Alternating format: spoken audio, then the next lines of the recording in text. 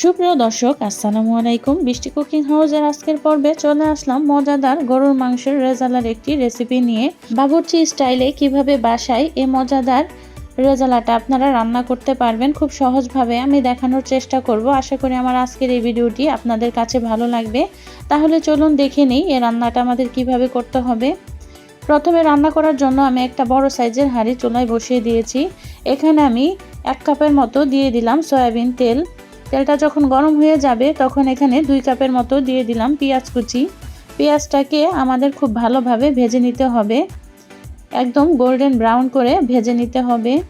কিছুক্ষণ ভাজার পর পেঁয়াজটা একদম বেরেস্তা হয়ে যাবে। এখান থেকে আমি অল্প কিছু বেরেস্তা উঠিয়ে রাখবো আর বাকি বেরেস্তার মধ্যে দিয়ে দিব গরম মশলা। এখানে 10টা এলাচ, 4 টুকরো দারচিনি, 3টা বড় কালো এলাচ, আরও রয়েছে জয়ত্রী 1 চা চামচ, শাহি জিরা, 5টা লং আর 4-5টা তেজপাতা আমি মাঝখান দিয়ে চিড়ে নিয়েছি।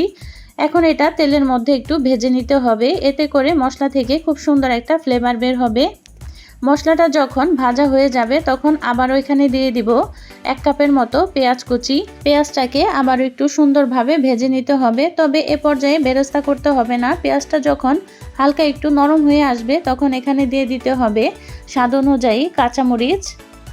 কাঁচামরিচটা দিয়ে আবার একটু সামান্য ভেজে নিতে হবে। যখন 1 মিনিটের মতো এটা ভাজা হয়ে যাবে তখন বাকি উপকরণগুলো দিয়ে দিতে হবে। দিয়ে দিলাম স্বাদ মতো লবণ। এবার দিয়ে দিতে হবে আদা ও রসুনের পেস্ট। এখানে আদা ও রসুন মিক্স করা আছে।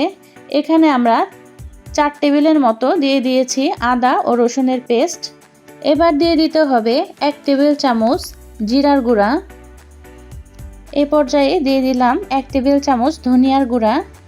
এবার সম্পূর্ণ মশলাটাকে নেড়েচেড়ে ভালোভাবে আমাদের কষিয়ে নিতে হবে। মশলাটা যত ভালো করে কষাবেন এর টেস্ট তত ভালো আসবে। কিছুক্ষণ নেড়েচেড়ে মশলাটা কষানোর পরে এখানে দিয়ে দিতে হবে শাহি গরম মশলার গুঁড়া। এখানে আমি 1 টেবিল চামচের মতো দিয়ে দিয়েছি শাহি গরম মশলার গুঁড়া। মশলাটা দিয়ে আবারও খুব ভালোভাবে এটা নেড়ে আমাদের মিশিয়ে নিতে হবে। মশলাটা যখন খুব ভালোভাবে মেশানো হয়ে যাবে তখন এখানে সামান্য পরিমাণে পানি দিতে হবে যাতে মশলাটা পুড়ে না যায়। পানিটা দিয়ে আবারও মশলাটাকে আমরা 2-3 মিনিটের মতো কষিয়ে নিব। কষাতে কষাতে যখন দেখবেন মশলার গা থেকে তেল উঠে এসেছে সে পর্যায়ে আমরা এখানে মাংস অ্যাড করে দেব। অবশ্যই মাঝে মাঝে একটু নেড়ে দিতে হবে, তা না হলে মশলাটা পাতিলের মধ্যে লেগে যেতে পারে। যখন মশলার উপরে তেল উঠে এসেছে সে পর্যায়ে দিয়ে দিতে হবে ধুয়ে রাখা গরুর মাংস। এখানে আজকে আমরা 4 কেজি পরিমাণে গরুর মাংস রান্না করব। মাংসটা আগে থেকে ধুয়ে পরিষ্কার করে নেওয়া হয়েছিল। ধুয়ে রাখা মাংসটা পানি ঝরিয়ে এখন এখানে দিয়ে দেওয়া হচ্ছে। সবগুলো মাংসটা দিয়ে মশলার সাথে খুব ভালোভাবে নেড়েচেড়ে মিশিয়ে নিতে হবে। মাংসটা যখন মশলার সাথে খুব ভালোভাবে মেশানো হয়ে যাবে তখন এটা ঢাকনা দিয়ে রান্না করতে হবে। মশলার সাথে মাংসটা খুব ভালোভাবে মেশানো হয়ে গেলে এখন এটা ঢাকনা দিয়ে দেব। মিডিয়াম লো আছে এই মাংসটা ঢাকনা দিয়ে ঢেকে রান্না করতেও হবে যতক্ষণ না পর্যন্ত মাংসটা সেদ্ধ হচ্ছে। এখানে আমরা এক্সট্রা কোনো পানি ব্যবহার করব না। এই মাংস থেকে যতটা পানি উঠবে সেই পানিতে আমরা মাংসটা সেদ্ধ করে নেব। এই অবস্থায় অবশ্যই মিডিয়াম লো আঁচ রাখতে হবে, তা না হলে পানিটা শুকিয়ে যাবে, মাংসটা সেদ্ধ হবে না। আর কিছুক্ষণ পর পর ঢাকনাটা খুলে অবশ্যই এটা নেড়ে দিতে হবে, তা না হলে নিচে আবার লেগে যেতে পারে। এভাবে করে ভালোভাবে নেড়ে আবারও এটা ঢাকনা দিয়ে ঢেকে রাখবো এবং মিডিয়াম লো আঁচে রান্না করব। 15 মিনিট পরে আমরা ঢাকনাটা খুলে এখানে 1 চা চামচের মতো সাদা গোলমরিচের গুঁড়া দিয়ে দিলাম আর দিয়ে দিলাম 1 মুঠো কিশমিশ। এবার দিয়ে দিতে হবে টক দই। এখানে আমরা 1/3 কাপের মতো টক দই খুব ভালোভাবে ফেটিয়ে এখানে দিয়ে দিলাম। এবার খুব ভালোভাবে দইটাকে মাংসের সাথে মিশিয়ে দিতে হবে। এই টক দইয়ের কারণে মাংসটা খুব দ্রুত সিদ্ধ হয়ে যাবে। খুব ভালোভাবে মেশানো হয়ে গেলে আবার ওইটা ঢাকনা দিয়ে রান্না করতে হবে। কে কোথা থেকে আমাদের ভিডিওটা দেখছেন এবং আমাদের ভিডিওগুলো যদি আপনাদের কাছে ভালো লেগে থাকে তাহলে অবশ্যই আমাদের কমেন্ট করে জানাতে পারেন। এ পর্যায়ে দিয়ে দিতে হবে লিকুইড দুধ। এখানে আমি 1/2 লিটার পরিমাণ লিকুইড দুধ দিয়ে দিয়েছি। আপনারা চাইলে গুঁড়ো দুধটাও দিতে পারেন, সমস্যা নেই। এবার দুধটা দেওয়া হয়ে গেলে খুব ভালোভাবে এটা মিশিয়ে নিতে হবে। এবং আবারও রান্না করতে হবে।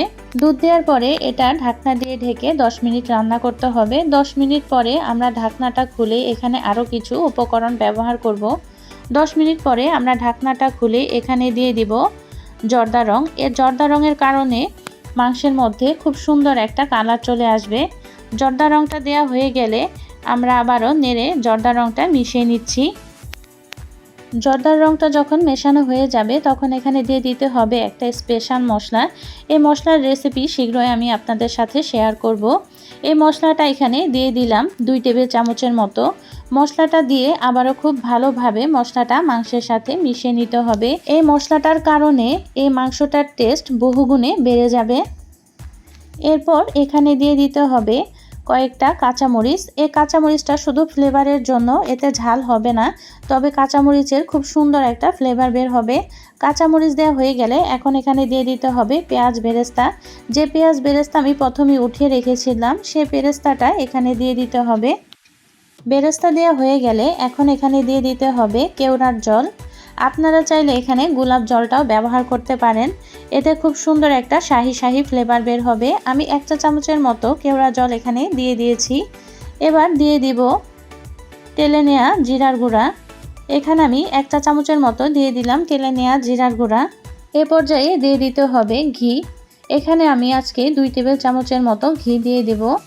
এই ঘিয়ের রেসিপি অলরেডি আমার চ্যানেলে আছে, আপনারা চাইলে দেখে নিতে পারেন। কিভাবে সহজে বাসায় খাঁটি ঘি তৈরি করতে পারবেন সেটা দেখে আপনারা শিখে নিতে পারবেন। আমাদের রান্নাটা প্রায় শেষ। ঘি দেওয়ার পরে এটা 5 মিনিটের মতো দমিয়ে বসিয়ে রাখলেই আমাদের রান্নাটা একদম রেডি হয়ে যাবে। আশা করি আমাদের আজকের এই শাহী গরুর মাংসের রেজালাটা আপনাদের ভালো লেগেছে। আজ তাহলে এ পর্যন্তই। পরবর্তী আবারও কোনো সহজ ও মজাদার রেসিপি নিয়ে আপনাদের সামনে হাজির হব। সে পর্যন্ত সকলেই ভালো থাকবেন, সুস্থ থাকবেন আর আমাদের জন্য দোয়া রাখবেন, আমরা যেন আরও মজার এবং সহজ রেসিপি আপনাদের সাথে শেয়ার করতে পারি। আল্লাহ হাফেজ।